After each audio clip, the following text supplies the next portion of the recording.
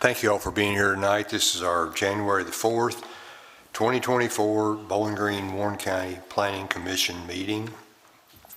Angela, if you would please call the roll. Commissioner Drain? Yes, ma'am. Commissioner Gay? Commissioner Vice Chair Tim Graham? Yes, ma'am. Commissioner Shaw? Yes, ma'am. Commissioner Starks? Yes, ma'am. Commissioner Vitale? Yes, ma'am. Commissioner Volkert? Chair Warren? Yes, ma'am. Commissioners, you have the minutes from our December 21st meeting in your packet. Are there any questions? Hearing none, would call for a motion, please. Make a motion that the minutes be approved. Second. Commissioner Starks? Yes. Commissioner Vitale? Yes, ma'am. Commissioner Drain? Abstain. Commissioner Gay? Commissioner Vice Chair Graham? Yes, ma'am. Commissioner Shaw? Yes, ma'am. Chair Warren? Yes, ma'am. Commissioners, we have the subdivision site development plans in your packets. Are there any questions regarding those? All right. Mr. Peterson, do we have any old business tonight? Hearing none. We will now enter into our public hearing. Mr. Moore, if you would. Chair Warren, I request that you order tonight that the record include all relevant statutory and regulatory provisions, the Commission's entire file for each application on tonight's agenda, and the qualifications of each staff witness. Finally, I'd ask that you administer those to those witnesses. You all swear to tell the truth? Thank you very much. Our first item tonight is 2024-01Z County. Keith Marr has filed an application to rezone 6 acres located at the southeast side of Stoney Point Church Road, approximately 860 feet south of the CSX Railroad, from ag to rural residential with the general development plan. Amy? Thank you, Mr. Chair. We had a pre-application meeting on November the 30th of last year for the property that you mentioned. The current zoning is agriculture. Current land use is agriculture, and the future land use is agriculture. And the applicant supplied an exhibit, and that can be found on page 6 of your packet. And again, the applicants are looking to rezone from agriculture to RR, which is rural residential, in order to subdivide the property into 2 building lots. Looking at the bottom of the page there, the staff recommendation is approval pending public hearing and testimony and discussion of a couple of items. The proposal complies with the majority of the criteria assessed in the review process and is generally compatible with the surrounding area. The staff has noted considerations relating to road width and loss of prime farmland. If you look over at page 2, under the site characteristics review, the transportation infrastructure, the property has frontage on Stoney Point Church Road, which is a county-maintained rural local roadway with 50 feet of right-of-way and 14 feet of pavement width. And then below that, under the prime farmland category, the majority of the property is classified as farmland of state importance. A small portion of the southwest area of the property is not designated as prime farmland. But that is all we have for a staff report. I can answer any questions. All right. Thank you. Commissioners, any questions for our staff report? Amy, for surrounding area, I see 1,700 square feet. Is that similar to what's in the neighborhood? Yes, so they're under the home size ranges, medium home size of 1,786 square feet and an average home size of 1,878. So it's slightly less than the median, but in the range of. And then last question is it does allow vinyl It exterior? does, correct. They do include vinyl in their DPCs. Looking at surrounding architectural features, within 1/4 of a mile the home, where are we at here? I'm sorry, building review material within a fourth of a mile. Homes have exteriors of vinyl siding, aluminum siding, cementitious siding, brick, and stone. So that would fall under. All right, that. thank you. You're welcome. Thank you. Thank you, Mr. Graham. Any other questions, commissioners? All right, thank you. Is the applicant here and anything that they would like to say differently? Yes, sir. If you'd come to the microphone, need to swear you in. Just a minute. And your name and address, please, sir. Keith Marr, Mr. Marr, your address. 3805 Scottsville Smith Grove Road. Mr. Marr, you swear to tell the truth? Yes. Thank you. Just on the material part, could we add metal siding in case somebody wanted to do a barn dominium? The house across the street already's got the architectural look like that.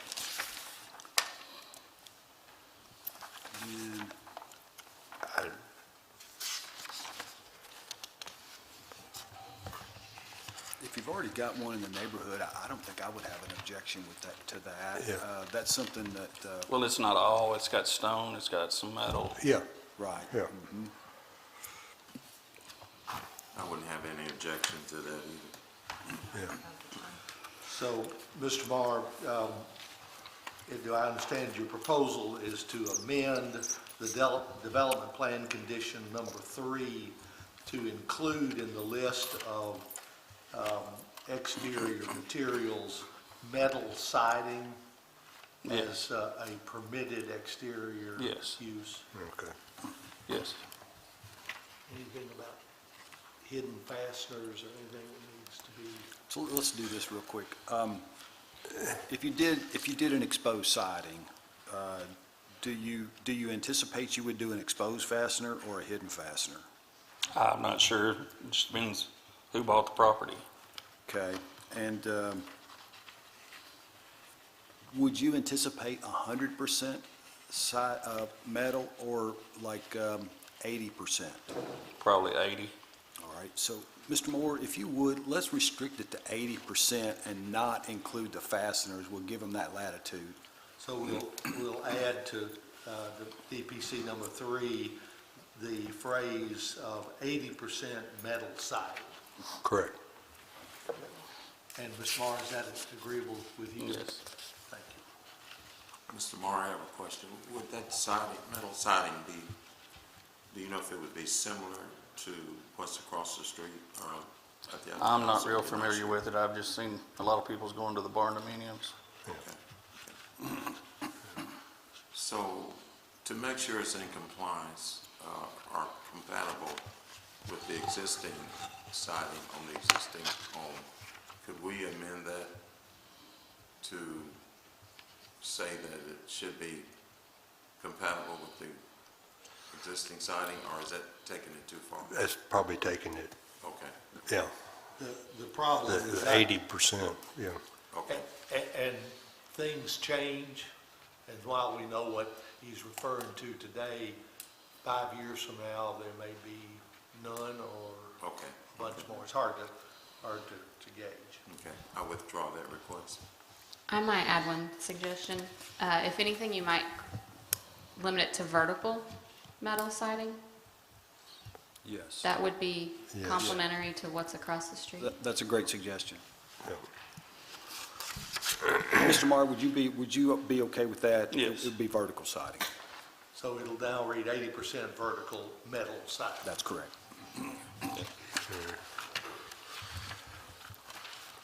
Mr. Marr, any other comments?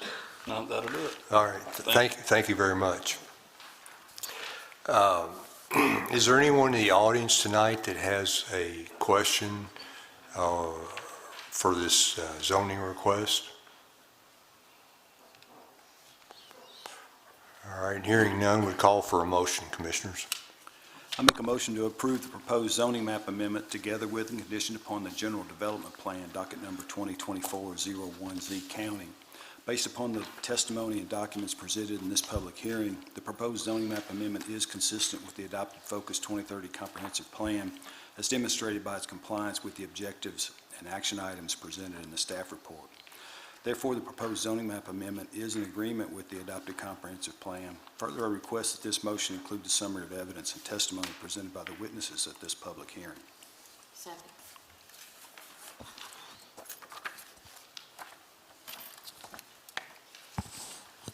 Vice Chair Graham. Yes, ma'am. Commissioner Shaw. Yes, ma'am. Commissioner Starks. Yes, ma'am. Commissioner Vitale. Yes, ma'am. Commissioner Drain. Yes, ma'am. Chair Warren. Yes, ma'am. The motion is approved and goes to Warren County Fiscal Court for final approval. Thank you all. Our next item tonight is 2024-Z202Z County. Sunburst Dreams LLC has filed an application to rezone approximately 3/4 of an acre located at 6463 Louisville Road from RE residential estate to general business with the general development plan. Jenny? Thank you, Mr. Chair. We had a couple of pre-application meetings last year for the property over on Louisville Road. The current zoning is RE, residential estate. Current land use is single-family residential. And then the future land use designation is also commercial. And then looking back to their provided site plan, which can be found on page 6 of your all's packet, the applicants are proposing to rezone 0.73 acres from residential estate to general business in order to convert the existing residence into a commercial establishment, specifically a new Pelican Snowballs location. Looking down to the staff's recommendation, the recommendation is for approval. The proposal complies with majority of the criteria assessed in the review process and is generally compatible with the surrounding area. That is all that I have for the staff report, but I'm happy to answer any of your all's questions. Thank you, Jenny. Commissioners, any questions? So I assume that if it's got staff's recommendation, it meets the criteria for parking, all those. Yes, so I guess preliminarily, we wouldn't have reviewed parking at this stage. That would come into play at, the permitting stage. Got it, okay, all right, very good. Okay, no questions for me. Thank you, Mr. Graham. Commissioners, any other questions? Thank you, Jenny. Is the applicant here? Any additional comments you would like to make? Any additional comments you would like to make? All right, thank you all very much. Is there anyone in the audience tonight that has questions or opposition to this request? All right, hearing none, Commissioners would call for a motion, please. I make the motion to approve the proposed zoning map amendment together with a condition upon the general development plan, docket number 2024-02Z County, based upon the testimony and documents presented in this public hearing. The proposed zoning map amendment is consistent with the adopted Focus 2030 comprehensive plan as demonstrated by its compliance with the objectives and action items presented in the staff report. Therefore, the proposed zoning map amendment is in agreement with the adopted comprehensive plan. Further, I request that this motion include a summary of evidence and testimony presented by the witnesses at this public hearing. Second.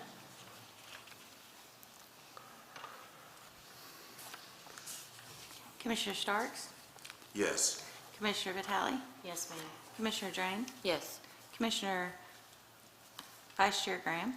Yes, ma'am. Commissioner Shaw? Yes, ma'am. Chair Warren? Yes, ma'am. The motion is approved and goes to the Warren County Fiscal Court for final approval. Thank you.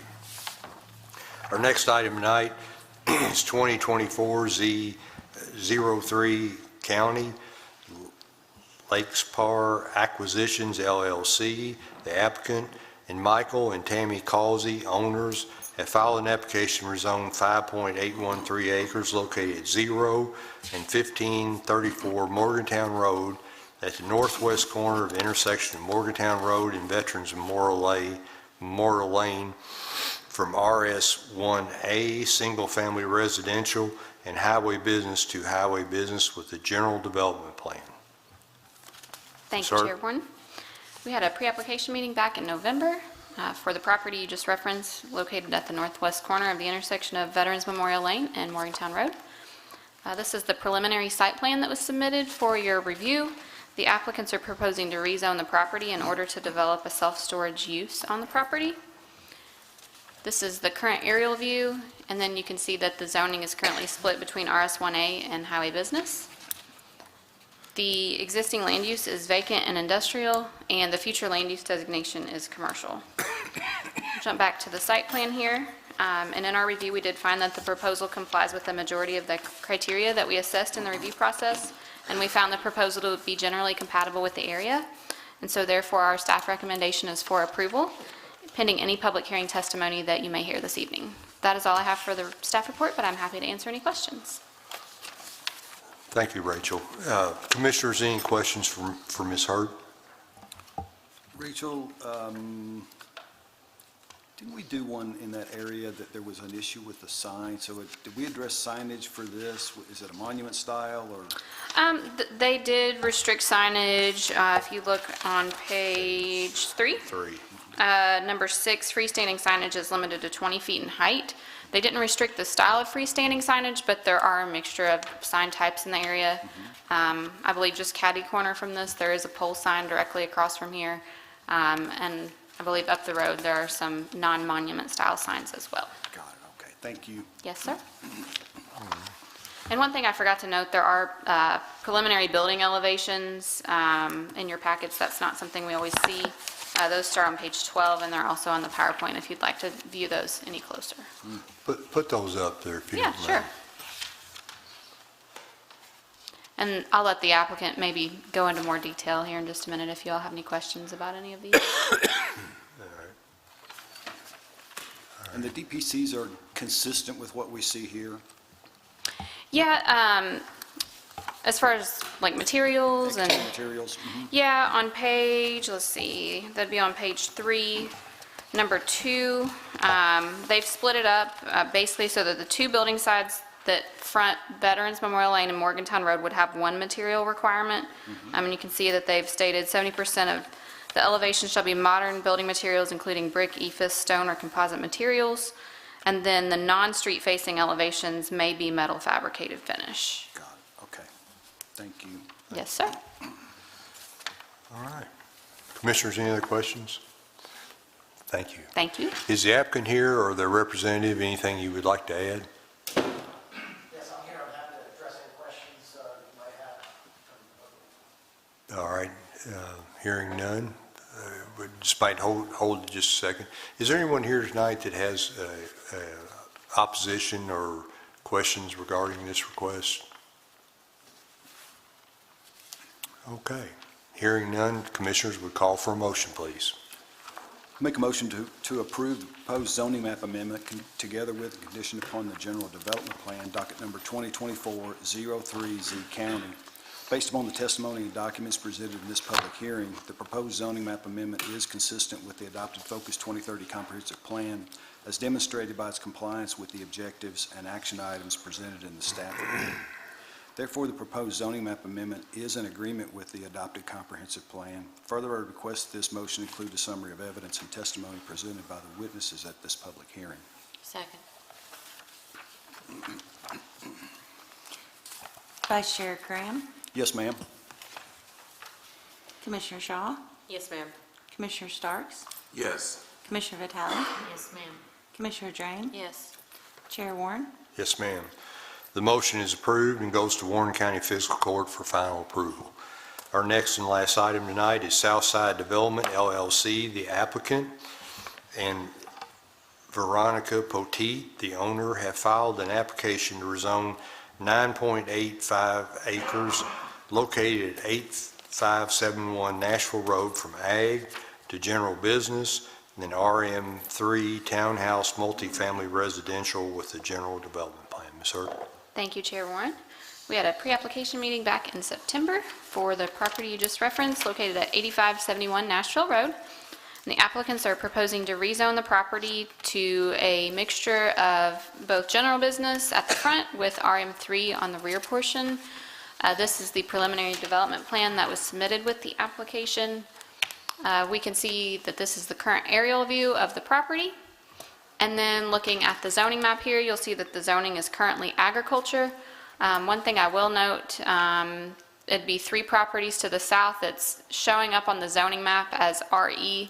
But the zoning for that property was recently finalized by the fiscal court. That may look familiar to you all. That was actually rezoned to RS1C and RM3, so that's not reflected on the zoning map. I did want to mention that. Looking at the current land use for the property, it is currently used for agriculture, and the future land use designation for the property is mixed-use residential.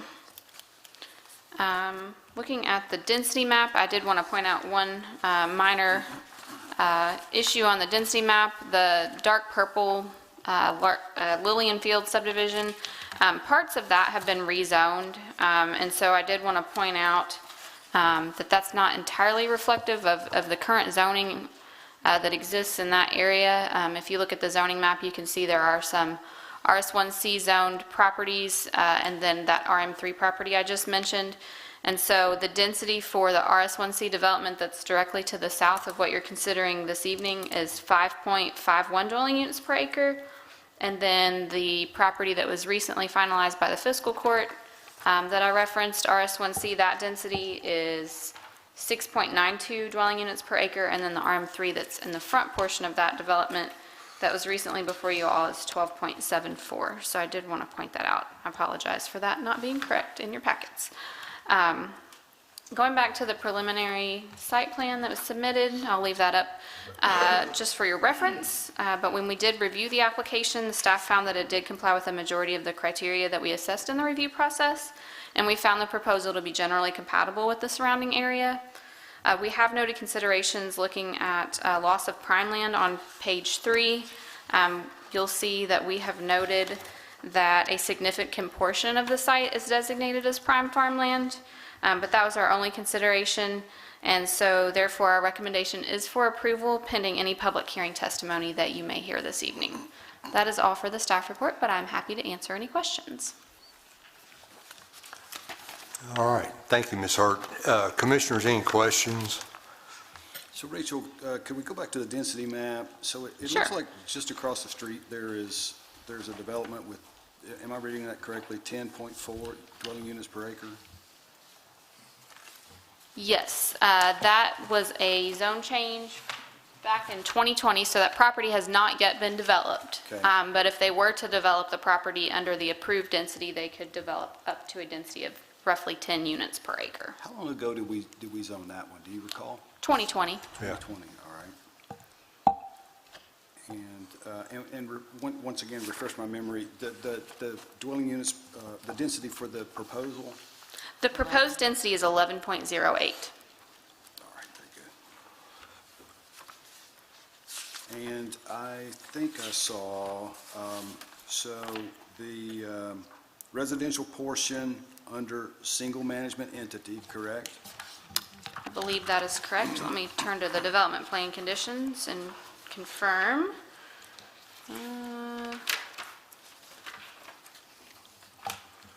Yes, it's at the very bottom of page 5. And then last question is exterior materials. Do you recall what was approved across the street? I don't know specifically across the street, but we did note on page 3 of your staff report under the building materials review that the development plan conditions for, I guess, are you asking specifically for the multifamily, commercial, or both? Mostly the multifamily. Multifamily. Okay, so in the area of what's recently been approved, vinyl has been limited to soffits and the undersides of porches only, and the applicants have agreed to similar restrictions in their development plan conditions. All of the specific materials that they've included are outlined on page 5, development plan condition number 3. Says all exterior facades of principal residential structures will consist of brick, stone, EIFS, cementitious siding, LP smart siding, or other modern cementitious materials. Vinyl shall be limited to breezeways between buildings and to areas including soffits, eaves, and trim. Got it. Plain and split face block are not permitted. Okay, all right. Thank you. Yes, sir. All right. And they do have the screening on, they've got 30% open face, open space on page 5. So they've agreed to that. And the evergreens, okay. On number 10. Okay. Yeah, and I think on the exhibit, they've called those landscape areas out on the exhibit. That would be on page 8 Right. of your report. Right. Okay. Thank you, Rachel. Commissioner, you. any other questions? All right. Is the applicant here or the representative?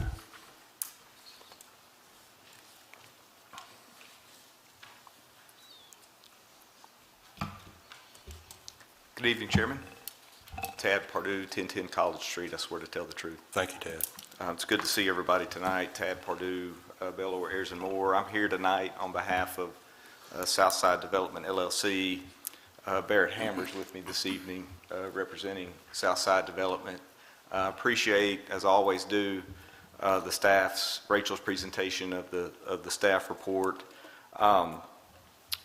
Commissioner Graham had asked a question about density, and there was one other thing I wanted to mention. Rachel pointed out to you that at least on the maps, the zoning maps that were attached to your staff report, that it didn't catch up to or include the fact that there is an RM3 approved zoning about 2 or 3 parcels down from this on the same side of Nashville Road, and the density of that RM3 development as approved was 12.74 acres. Commissioner Graham asked about the property across the street. I did also just want to point out for your consideration that there's an additional property next to that has already been developed, and that is identified on your density maps as Stewart Farms.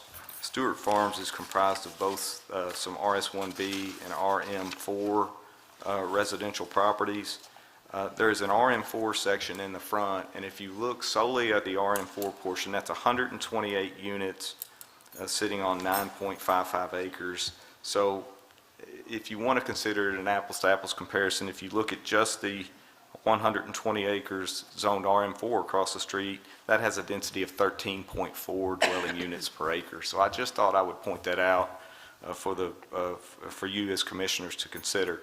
And then I'll just simply say this, and then open it up for questions.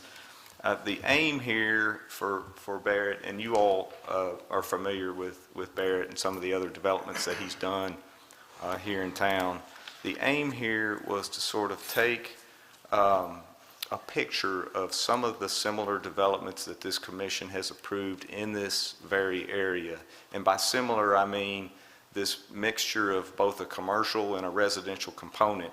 And I think it's on page 30 of your staff report. You'll sort of see a summary sheet of 3 or 4 of those developments that you all as a commission have approved recently, and some of the highlights in terms of the development plans for those respective developments. What Barrett tried to do here with his proposed development is take those and incorporate those into what he's proposing here, so we're almost doing a like-for-like or mirror image as much as possible of what's being proposed here compared to what you have approved previously and recently in this very area. Some examples of that include building height.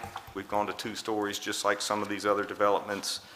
Building materials, Mr. Graham asked about that a moment ago. Building orientation, building setback. You'll see that there's a development plan condition for the commercial portion along Nashville Road that requires that commercial building be set back 65 feet, at least 65 feet from Nashville Road. What's required is 25. Where the 65 came from is that we looked at it with the staff, and the staff pointed out that the nearest commercial structures are to the north. That's the IGA, and I think there's a Sheldon's Pharmacy. Those sit approximately 65 feet as well from Nashville Road. So the idea, again, here is we're going to increase that. We're going to incorporate that into our development plan to try to make this consistent with what's already there and what you all as a commission have approved. The buffering, I believe it was Chairman Warren that asked about buffering. you'll see there is and this is in the development plan conditions, but there is an increased buffer between the RM3 portion of this development and that single-family development to the north and the west, South Glen Gables.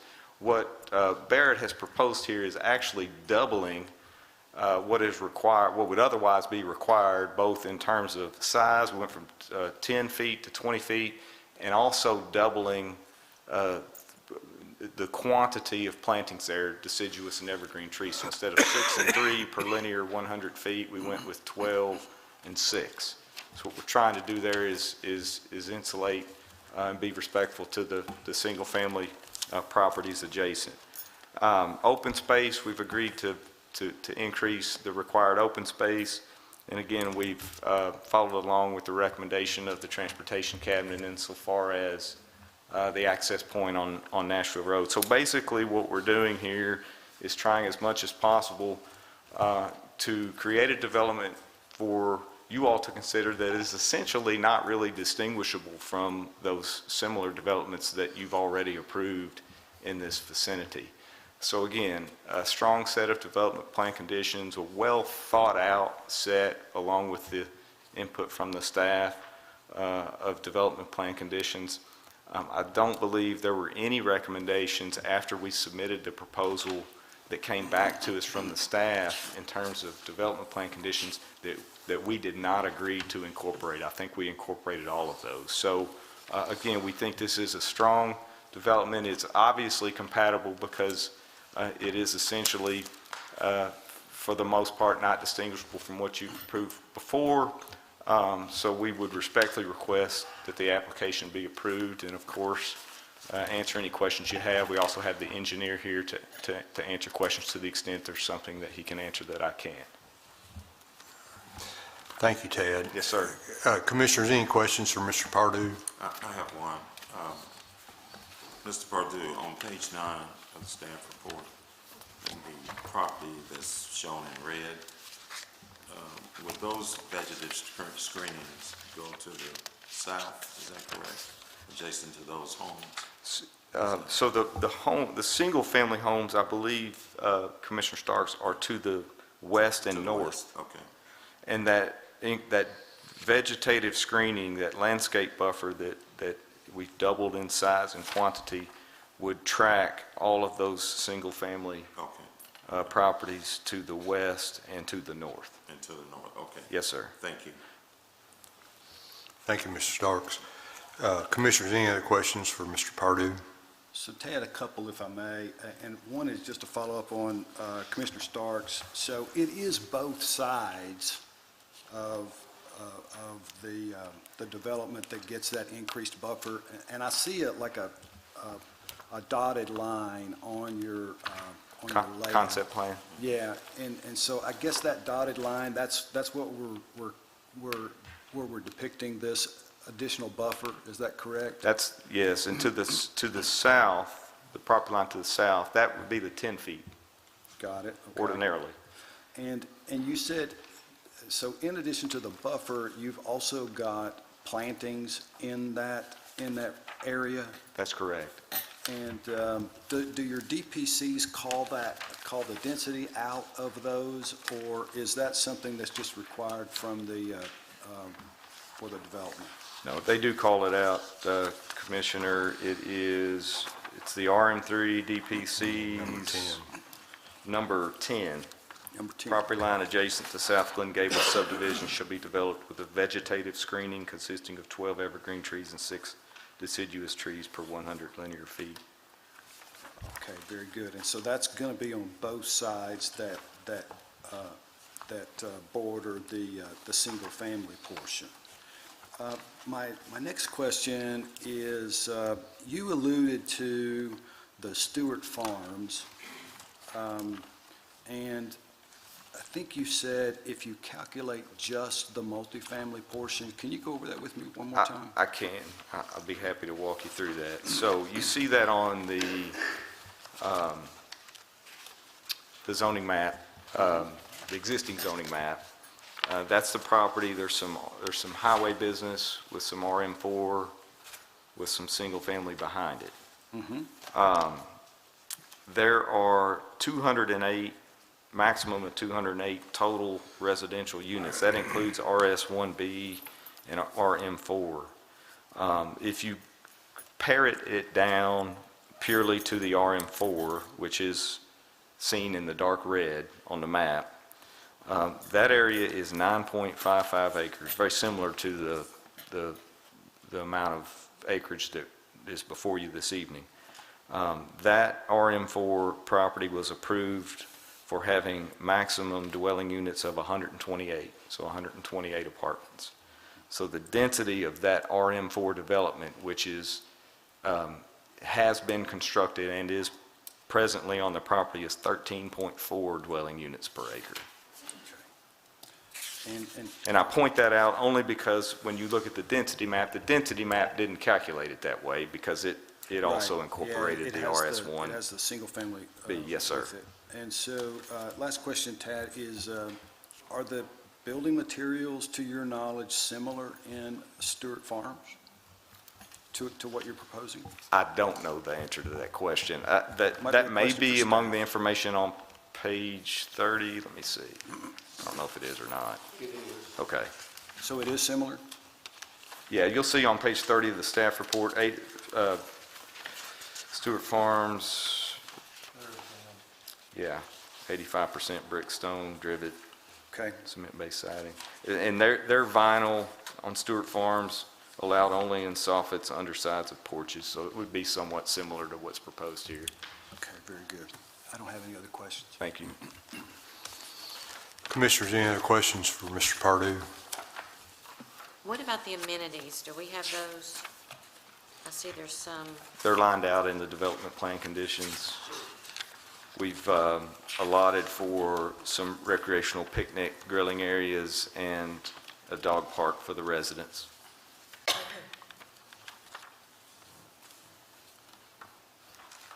Trying to find, Commissioner Drain, the DPC number to cite to you. Yeah, DPC 6 of the RM3 portion.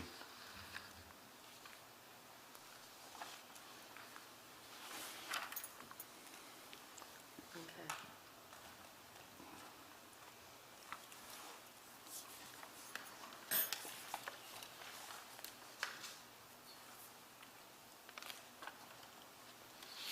And Tad, are those amenities similar to what's across the street? The only thing that I believe they are, the only thing that I'm aware of that exists across the street, I think there is a swimming pool. Again, that's a much larger, that's Got it. 40 more units, 40 more apartments than what we have proposed here. To my knowledge, that's the only amenity that would exist there that wouldn't exist here. Okay. All right. Commissioners, any other questions? Thank you, Tad. Yes, sir. Is there anyone in the audience tonight that has a question, an opposition to this request, or do you all have a spokesperson or anybody in particular that would like to ask a question? If you do, yes, sir, if you come to the... I think we got several. We got multiple, I think. Okay. Just for clarification, we will, everybody gets 3 minutes, and just to clear and we will hear everybody's comments and appreciate you all being here. Then if it becomes redundant, then we'll we'll stop it, okay? Yes, sir, your name and address? Stephen Parrott, Mr. Parrott? 3307 Foxfire Court. Yes, sir, you swear to tell the truth? Yes, sir, I do. Yes, sir, thank you. Just coming up to ask a couple questions. Obviously, we know by hearing that this is already bought, we've already got plans for it, and the adjacent properties. One question I do have is that, are we planning on connecting this whole apartment complex to the existing properties that have been bought to surround the rest of South Glen, and it encompasses,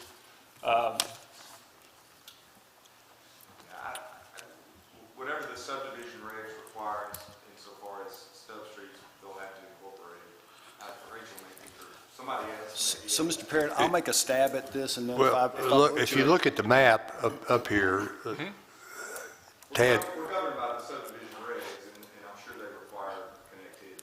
Yeah, so, Yes. Okay. So my question is, I mean, of course, schooling, stuff like that. We've already outgrown South Warren High School. We've already outgrown Rich Pond, and it's only 2 years old. You know, the schooling stuff is becoming very important, that we're outgrowing what can be sustained as far as education for the kids and everything already. I understand that this is going to happen, but if you look on your map, I actually live in the very back property. That's going to be the cul-de-sac of Foxfire. My yard does this at the back, I guess it'd be the northwest corner of this property. And drainage is a major issue. In 9 years, I've already had to have my yard re-engineered. And the suggestion to that was to put a drainage pipe in my yard and run it to the culvert. And the culvert fills up with a heavy rain. So obviously, when we start re-engineering this farm, where it's all coming to, it's all going to come to me. So that's I just have concerns about it, and I don't know, do I direct to you or whatever. But drainage and privacy is my issue.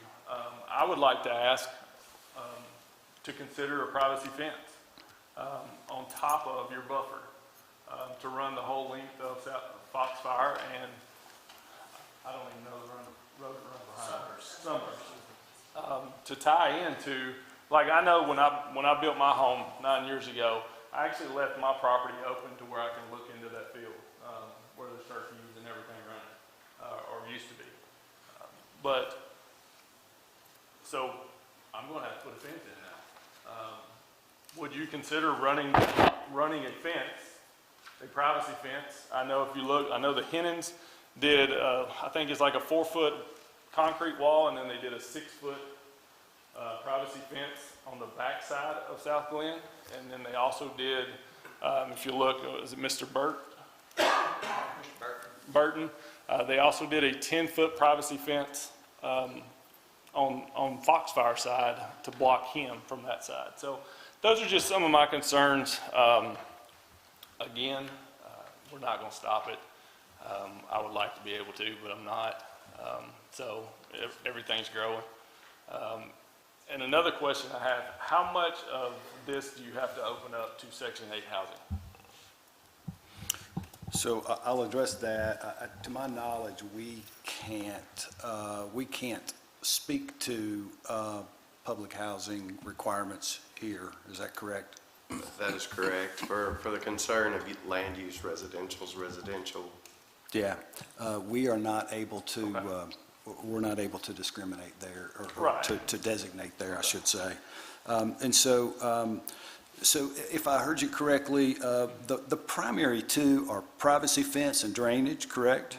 Yes, All sir. right, and so we're going to give the applicant an opportunity to address those for you, okay? Okay.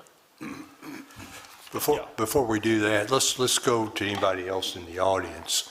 And this gentleman brought up about the issue about the schools and the population of the schools, the drainage, and I think the applicant's engineers here can address the drainage issue. And then the privacy fence, we'll hold that for just a minute and then come back to it, if that's okay. Yes, sir. Anything else different? No, I have my own. Okay, come on. Yes, sir. All right. And your name and address, please, sir? Max Bouchier, 3340 Sunburst Court. All right, Mr. Bashir, you swear to tell the truth? Yes, sir. Thank you. So the concerns that I had are, I have the similar concerns to him. I'm on the corner on Sunburst, just at the northwest corner of that property. But we don't have a spokesperson here, but I think I can comfortably speak as a spokesperson for the rest of the people in the community to say that the traffic in the area is, well, especially at the corner of South Glen Gables Boulevard and Nashville Road, definitely can be described by words not polite for this commission here today. We've had a lot of problems with it, especially at peak hours of the school getting in and out. Anecdotally, I've seen 20-minute plus waits just to get out of the community through that turn. Inside the staff report, they mention that there is a requirement to do a traffic impact study unless they can find mitigations and make recommendations on what they're going to do to fix it. I did not see anything in the report about that, of whether or not they've performed the study or whether they're planning to waive it. Does anyone have the answer to that? I have an answer to that. You'll see on page 4 of your staff report, what you just referenced about the traffic study requirements, and the Kentucky Transportation Cabinet and the Warren County Public Works Department did preliminarily review this based on the number of units and the zoning that's proposed, and they did not require a traffic impact study. KYTC did put a stipulation on the entrance location that it has to be 500 feet north of the entrance that was approved to the south, the development to the south, and the applicants did agree to that requirement, but there was no traffic study required by the local transportation agencies. Correct me if I'm wrong, ma'am, was the entrance requirement that they made, I believe that was for the general business portion of it, wasn't it? Or was that for the RM3 portion? It would be for the commercial portion because the multifamily area that's shaded in green doesn't physically connect Gotcha. to Nashville Road.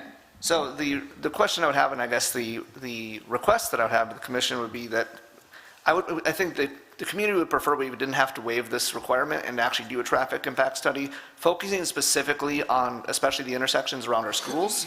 Because like we said, the schools are already at their bursting capacity. We're adding new schools in with these newer, higher density places coming into everything, along with this new 176, what I can only assume at the maximum will be 176 new cars based on the new parking requirements in this zone. That is a very large increase, especially right around the area where the Nashville Road development that was recently widened narrows back down again shortly around that area.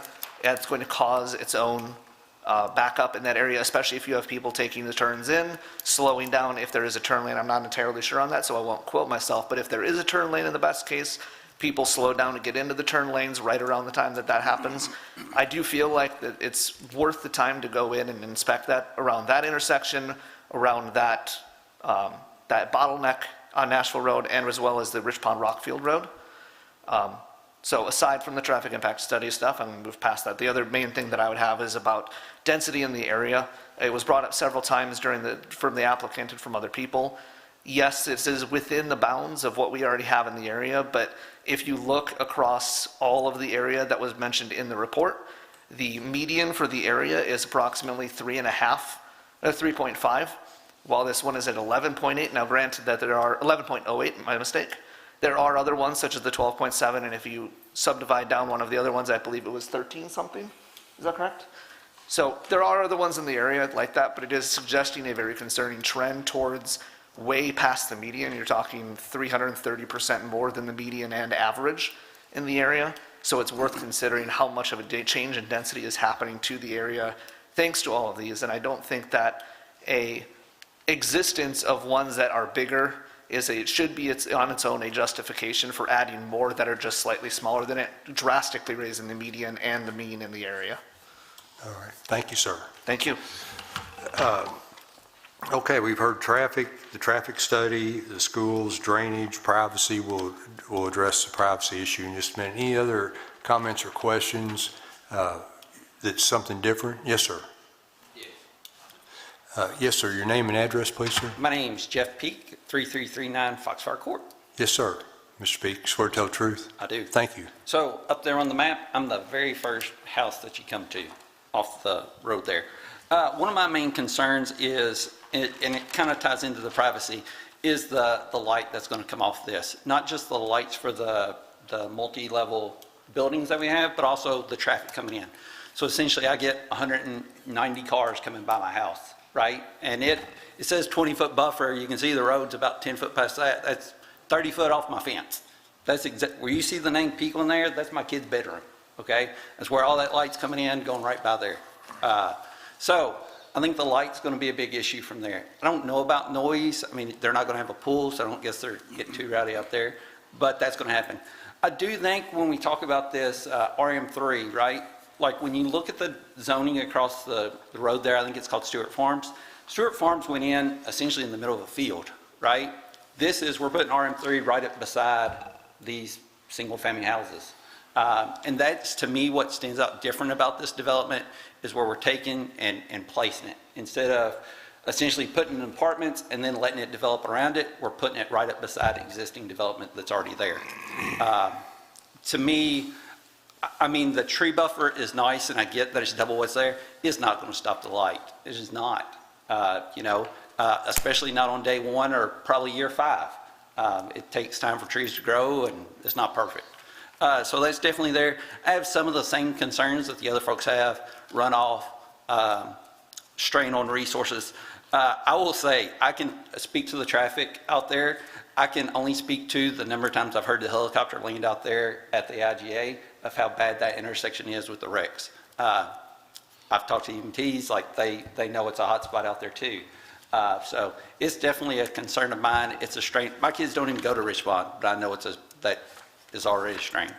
So those are the big ones that I have. Like I said, I think the RM3s that are already there, or RM4s, I think they're different in that they didn't go up right beside a development that was already established there. They kind of set out on their own. All right, thank you, sir. Thank you for your comments, sir. Any other comments or questions? Yes, sir, something different?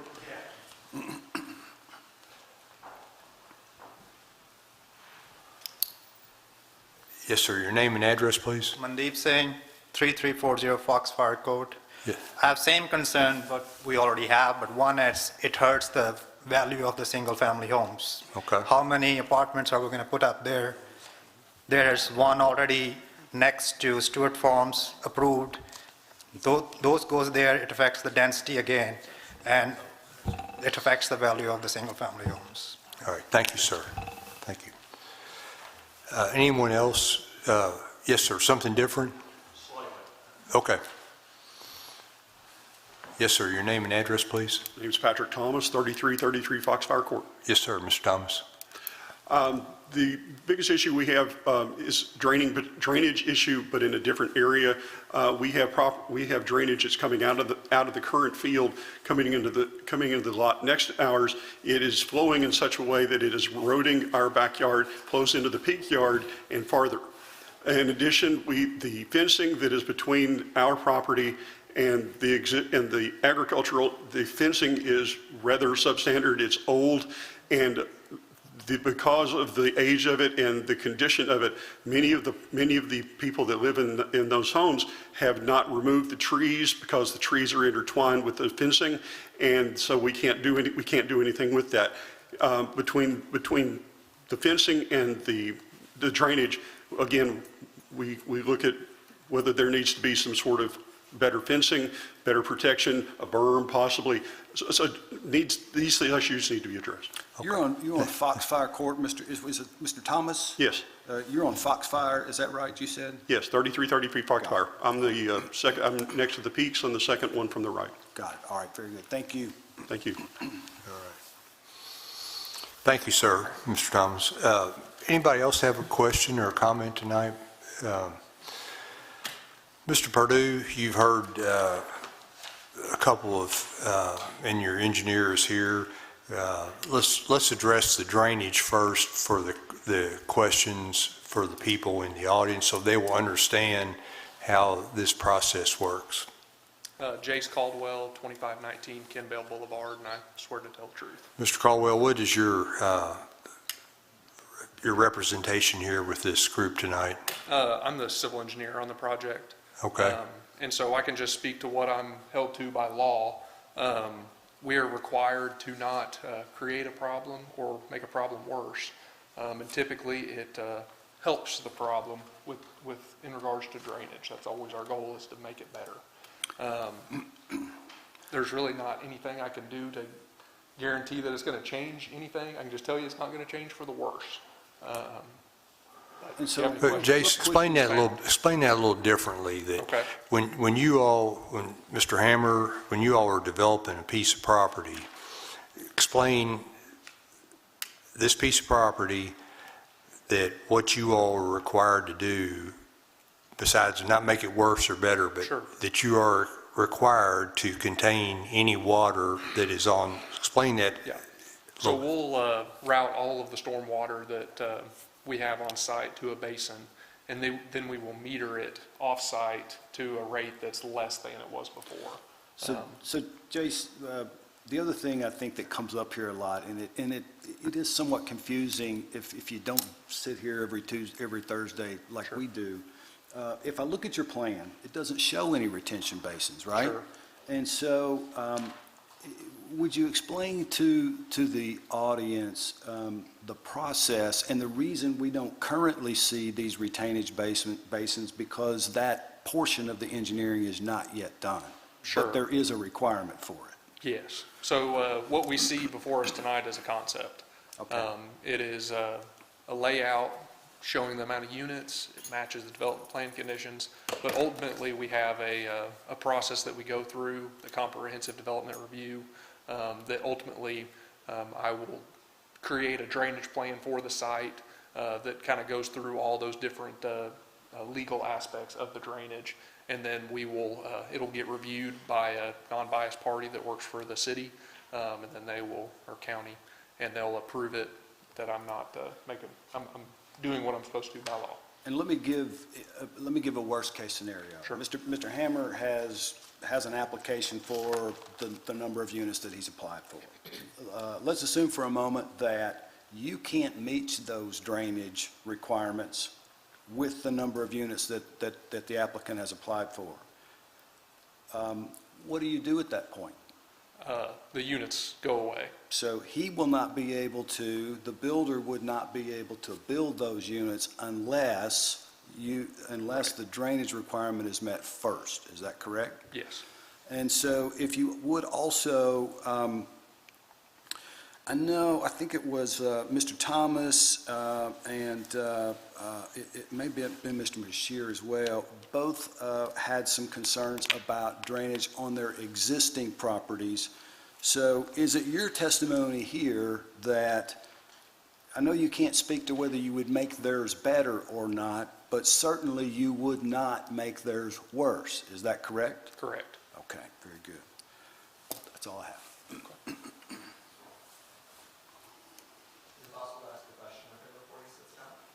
Yes, sir. I was curious. Come up to the microphone, please, sir. Just because we need the record. Of course, of course. I was just curious, in the case of something going wrong with drainage, let's say they get things done, they approve it, and they say we have to reduce the number of units because you weren't able to support it with the current plan. They reduce it, they implement the plan, and then the plan goes forward, and due to any unforeseen circumstances, because nature can be difficult with us sometimes, drainage is not done. What are the remediation efforts that the community can do in that case, or what is the responsibility of the applicant or engineer or city or county to remediate those problems if the plan does not go to plan? It's a great question. I'll let him address it first, and then I'll add to it if I feel like it's insufficient. Sure. So there is an as-built process that we go through. So I'll create a plan. The developer will implement that plan. Should that plan not function, we go back through and have an as-built of the drainage plan. We go through and shoot all the storm structures we've put in. We shoot all the basins we've put in.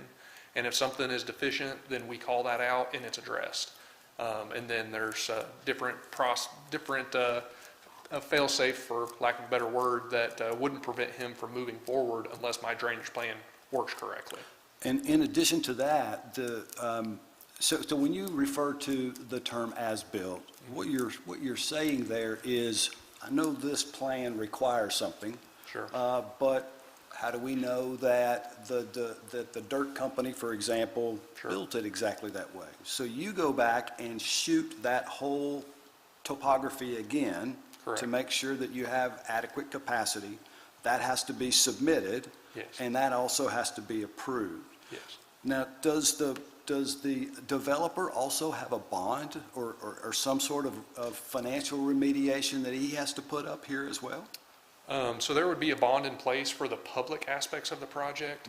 The private aspects of the project, they would essentially be held, their COs, their certificate of occupancy would be held until the correct things have been done in regards to drainage and the as-builts have been approved. Got it, very good.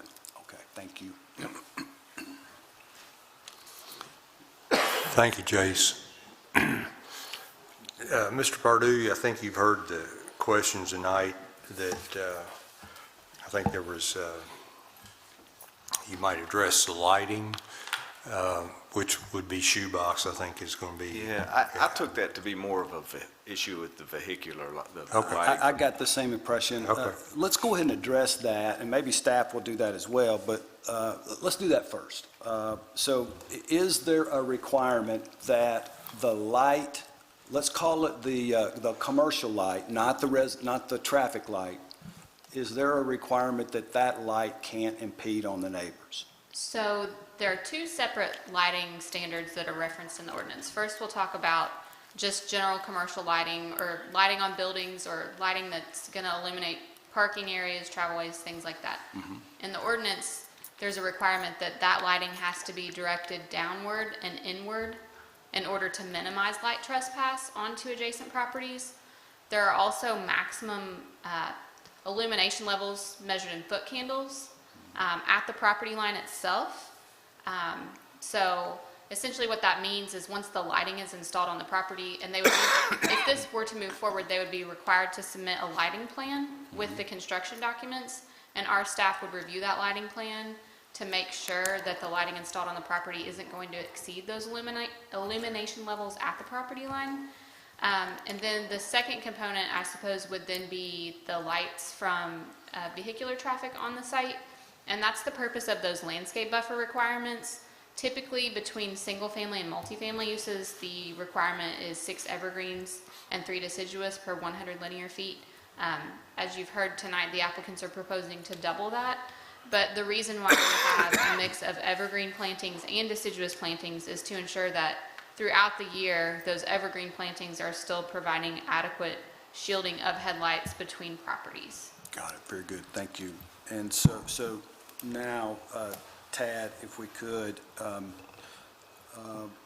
have you spoken with your client about the possibility of a couple of the neighbors have requested a privacy fence?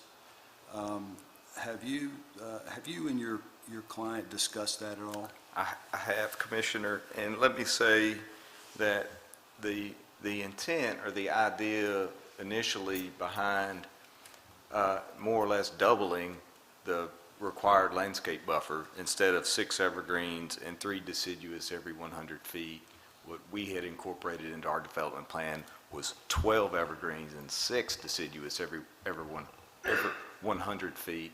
The intent or idea behind that was aesthetically, as much as anything, as Rachel mentioned, that's there as a somewhat of a buffer, landscape-wise, naturally, to sort of conceal some of that vehicular lighting from vehicles coming in and out. Our idea was to make that buffer twice as much as what's required, and again, to make it a natural buffer, not an artificial buffer. I've spoken with Mr. Hammer. He's understanding of some of the concerns. I don't think he's opposed to a privacy fence, but just based on logistics and from a cost perspective, I think what his thought is, if the agreement is to construct a privacy fence, we'd like to go back to what the zoning ordinance ordinarily requires, and that is 6 and 3 per 100 feet. If the fence is going to be there. I would agree with that. The reason I asked the question. We can do one or the other. Yeah, he's actually proposing the more expensive of the two already. He is. So if we let, and I know some of you have some reservations there, but what is proposed is actually more expensive for the developer to do than the privacy fence, and if we give it a chance to grow in, it will be much more attractive over the life of the project. And in the past, we have tried to get the developers to go in this direction rather than, I won't say a privacy fence is unsightly, but, well, there's maintenance associated with it and et cetera. So I think actually I would agree with that. In that we should give them the opportunity to go one direction or the other. And if the neighbors say, okay, we want a privacy fence, and I don't know how we would measure that because I don't know that all of you would agree on exactly what you would want. probably I need some feedback from staff there. Here's what I think I hear him saying. I'll do one or the other. Which one do you want? Essentially. And I do need to clarify one item. If a fence is installed, an opaque privacy fence at a minimum height of 6 feet, the evergreen planting requirement by ordinance goes away. Yeah. So and I didn't do a at good that job of point, articulating that. They're if not the- going to get, Yeah, at that point, if there's a fence, then the only plantings required would be the deciduous trees, just by way of ordinance. and I apologize, I 30 per butchered 100 that. linear feet. What he's proposing is far more expensive than what he could get by with if they just did a fence alone, because he wouldn't have those plantings at all at that point. So Mr. Hammer will agree to do either or. And I don't know how we address that this evening, or if we just put or. Why don't we, I know we had 2 or 3 people, I think it was Mr. Bashir, Mr. Peak, possibly Mr. Thomas, that live along that Foxfire Court. Would any of you like to come back up and to give us your thoughts on that, one or the other? Or do the group of you want to collectively say, we'd like to have it this way or we'd like to have it that way? He'll agree to either one. Can I ask a question real quick? Sure. I'm assuming you're Mr. Hammer? Okay. So, I get exactly what you're saying. And I'm Mr. Parrott. I was one of them too. Going with the landscaping, what you have already proposed, are you planning on taking out the tree line that's already existing? Yes, come on up here, Barrett.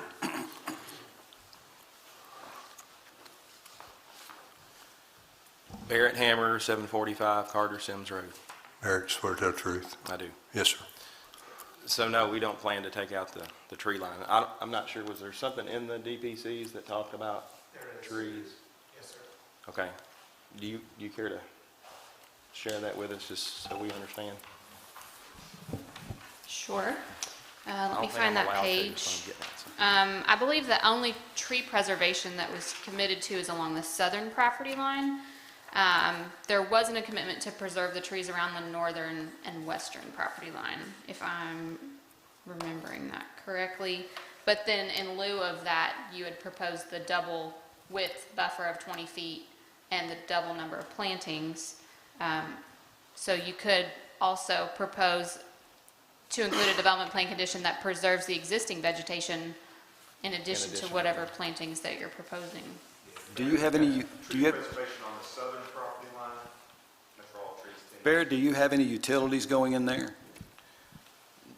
Jace would probably be the one to answer that. I don't think so. If you don't have any utilities, and if he would be willing to preserve that existing tree line as well. Absolutely. I think that would be I want to helpful. preserve as much as I can. Yeah. Because I just think it's aesthetically pleasing, and that's Right. why I proposed the double landscape. We could add that to the area. DPC if you'd like, to the development plan conditions. That would be fine. Can we do, Jace, should we do a minimum off the? You need to do a property minimum line? caliper size or something, just in case you guys need to clean that up. So we have that in the R&D portion. Ted, come to the mic, please. Sorry. So Sorry. we have that in DPC 12 for the R3 portion, but like Rachel said, it only applies to that southern property line. So I believe what we can do is just amend that, and instead of it saying southern, say southern, western, and northern Yeah, property Right. lines. yeah. And then I know that, I think, Yeah, this gentleman back here is talking about the fence row. They'll just leave it like it is, correct? yes, largely. Yeah. With it being amended, correct? Yeah, we'll add the amendment so that it covers both sides. Right now, it just has the one side, and we cover three So sides. we can't have it both ways. We either leave the fence that's in there or tear out the trees and go back in with brand new. Re-landscape. Yeah. So is it southern, west, and northern? That's correct.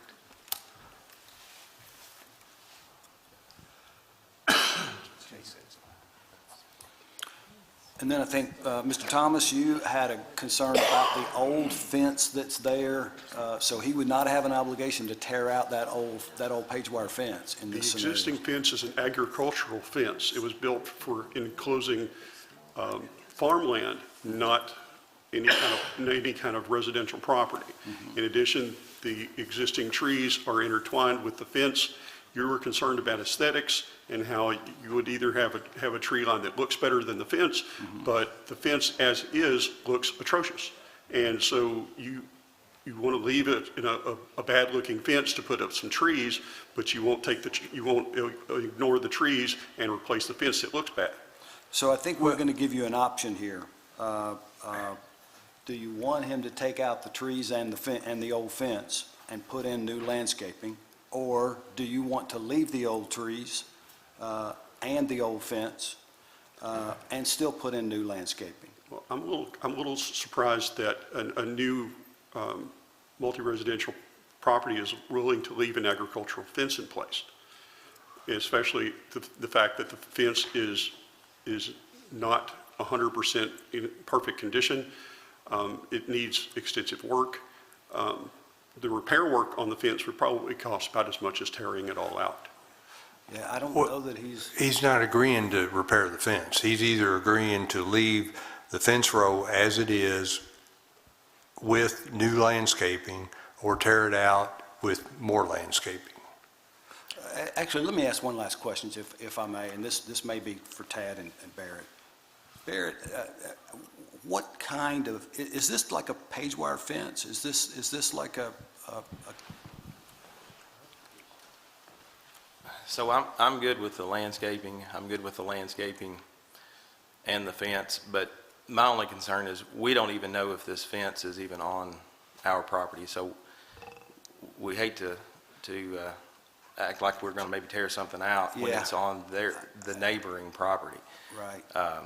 So the old fence, I'm not sure that we can address. The only thing I can address is Well, here's a question I was about to ask.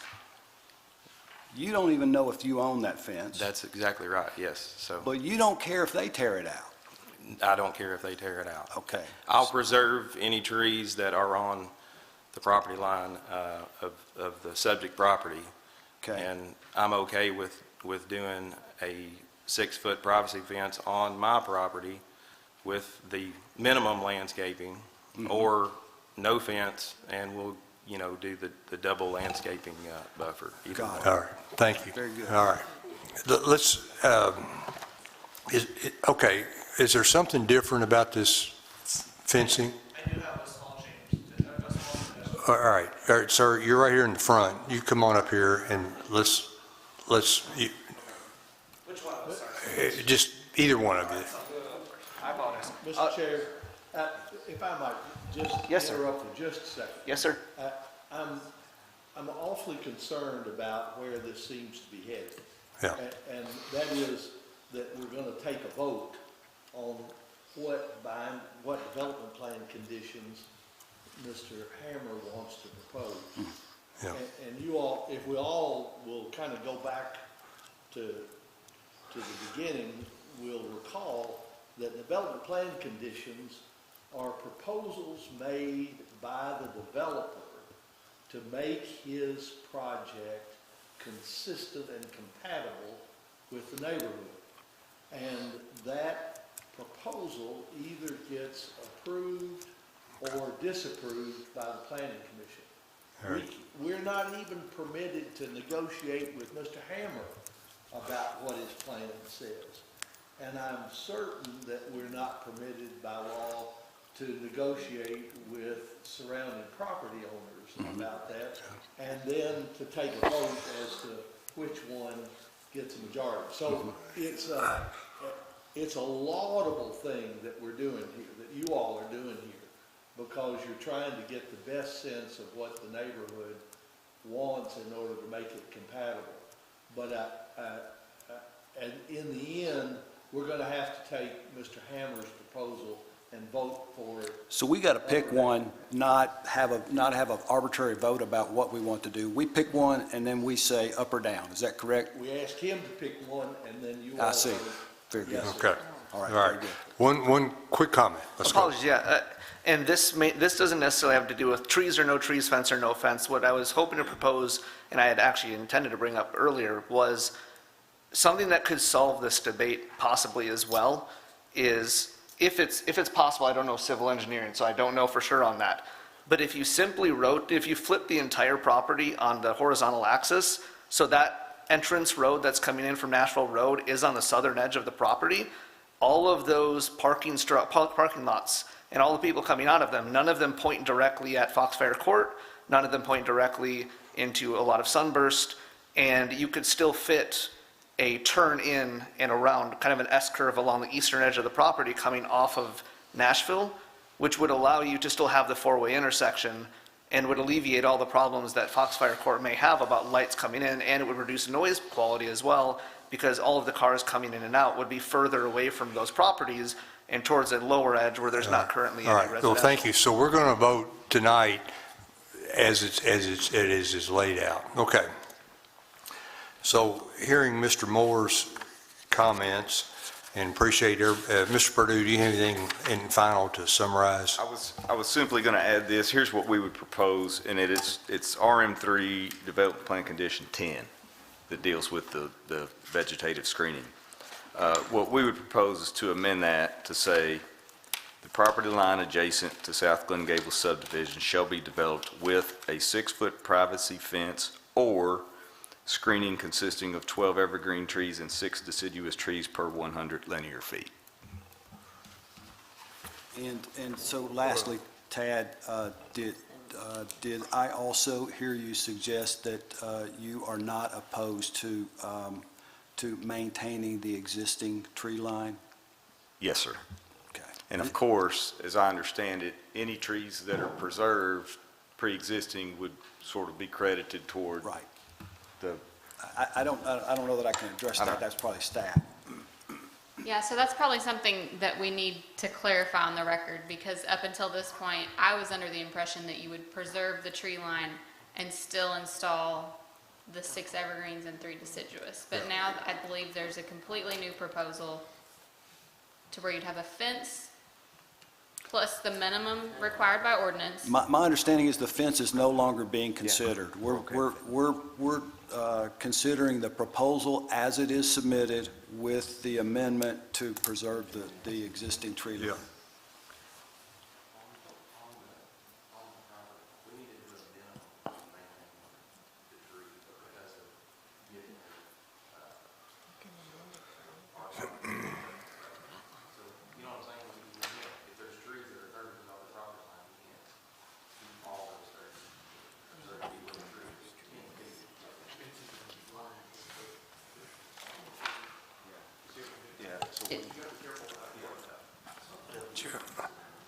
Chair Warren, this gentleman in the second row has been trying to speak Yes, for sir. a while.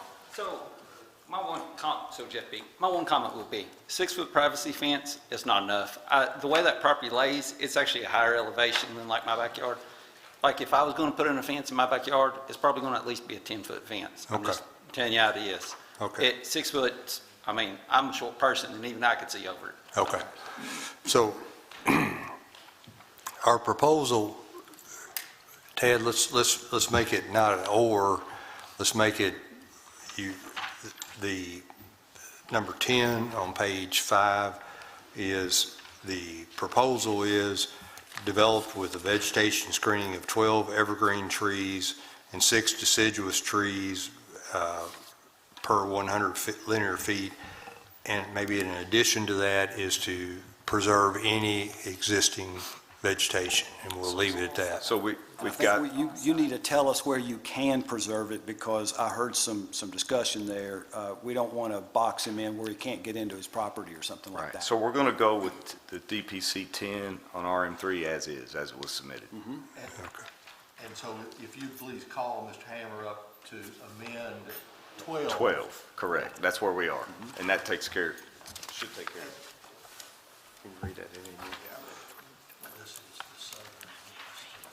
So, Mr. Hammer, the proposal is to amend DPC Development Plan Condition 12 for the RM3 portion to say existing mature healthy trees on the property line caliper of at least 10 inches located within 10 feet of the southern, western, and northern property lines shall be preserved during development to the greatest extent practical. Do you agree? Are you good with the 10 feet? Yeah. Yes. All right. Thank you, Mr. Amber. Mr. Moore, do you have No, a, okay, so the only amendment was to add western and northern to number 12, to the compass directions. correct. All right. All right. Commissioners, we've heard the discussion tonight. I would call for a motion, please. I make the motion to approve the proposed zoning map amendment together with and conditioned upon the general development plan, docket number 2024-04Z County. Based upon the testimony and documents presented in this public hearing, the proposed zoning map amendment is consistent in the adopted Focus 2030 Comprehensive Plan as demonstrated by its compliance with the objectives and action items presented in this staff report. Therefore, the proposed zoning map amendment is in agreement with the adopted comprehensive plan. Further, I request that this motion include the summary of evidence and testimony presented by the witnesses at this public hearing. Second. That's Commissioner Starks. Commissioner Second. Poteet. I believe she did first. So Amy Drain made the motion and Yes. Commissioner Starks seconded. No, Vitale. No, Patel. I'm sorry. Excuse me. No problem. Commissioner Drain? Yes. Vice Chair Graham? Yes, ma'am. Commissioner Shaw? Yes, ma'am. Commissioner Starks? Yes. Commissioner Vitale? Yes, ma'am. Chair Warren? Yes, ma'am. The motion is approved and goes to the Warren County Fiscal Court for final approval. Thank you all for being here tonight. Thanks, everyone, for coming out. Any other discussion items tonight? All right, we'll see you all in a couple of weeks. Thank you.